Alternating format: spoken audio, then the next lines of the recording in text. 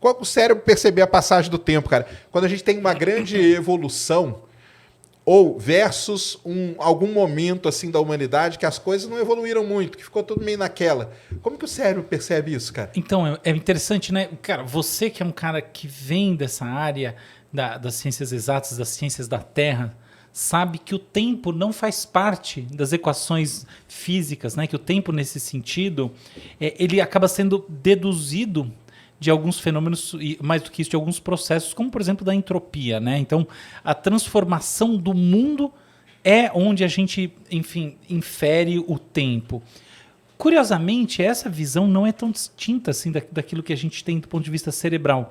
Porque também não existe nenhum mecanismo que meça tempo de verdade no cérebro. Assim, a gente não tem um relógio específico. Não quer dizer que a gente não tenha processos cíclicos no corpo e que esses processos, de alguma maneira, não permitam a gente regular como as coisas estão funcionando. Então, por exemplo, os processos metabólicos, sono e vigília, tudo isso existe. Mas, como vocês sabem muito bem, você põe a pessoa na caverna durante um tempo e tudo isso se altera. Então, não é verdade que esses processos são reloginhos autônomos.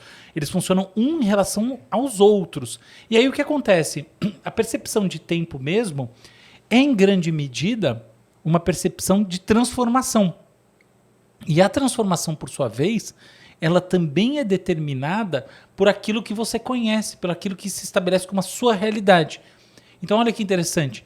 Quando a gente é criança, a nossa sensação é que o tempo, tudo parece que assim, acontece muita coisa num dia. E o tempo nosso é um tempo assim, lento. Assim. Então você pensa assim, um verão que eu passei quando eu tinha 9 anos. Nossa! Ou então o tempo que eu estudei, né, no ginásio. Meu Deus! Foi uma vida ali. Quando você vai ficando mais velho, a sensação vai mudando. Você sente que assim, 2 anos passaram como nada, assim, né? Como é que pode? Como é que a percepção do tempo mudou tanto? Existe um aspecto metabólico mesmo. Então, a criança, por ser, do ponto de vista metabólico, mais acelerada, ela tem essa sensação de que mais coisas acontecem, né, em um pequeno, numa faixa de, vamos dizer assim, tempo do relógio, tempo newtoniano. Então, ela tem essa sensação.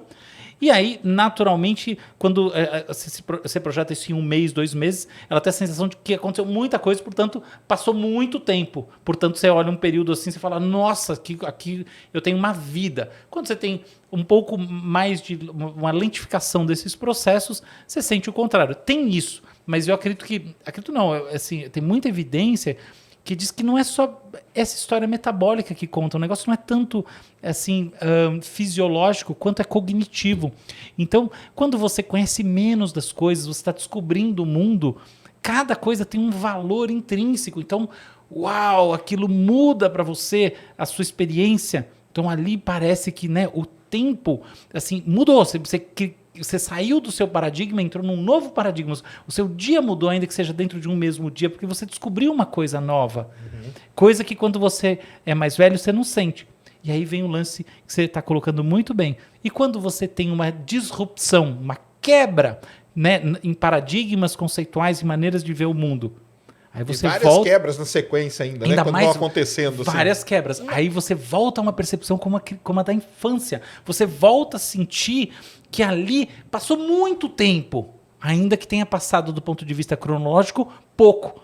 Por isso que eu particularmente gosto muito de viver assim esse mundo da inovação, sabe, das transformações, porque ele dá essa sensação de você estar vivo, que quer dizer assim, nossa, vivi muito de 2020 para cá. Pena que a gente teve uma pandemia que foi assim, um fenômeno muito pesado, o maior experimento cognitivo comportamental da história.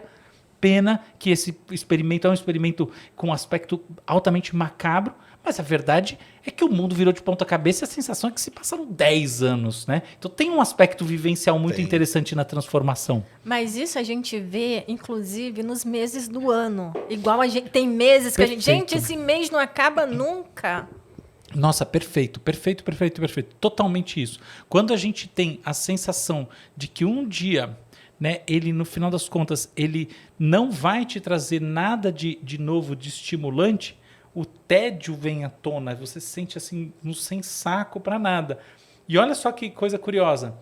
E aí você, ao mesmo tempo que você sente isso que é um negócio importante de se pensar sobre esse verdadeiro paradoxo fenomenológico da experiência. Você sente assim, cara, esse mês não vai passar, porque parece que não tem nada acontecendo, você tá entediado. Quando você olha de perto.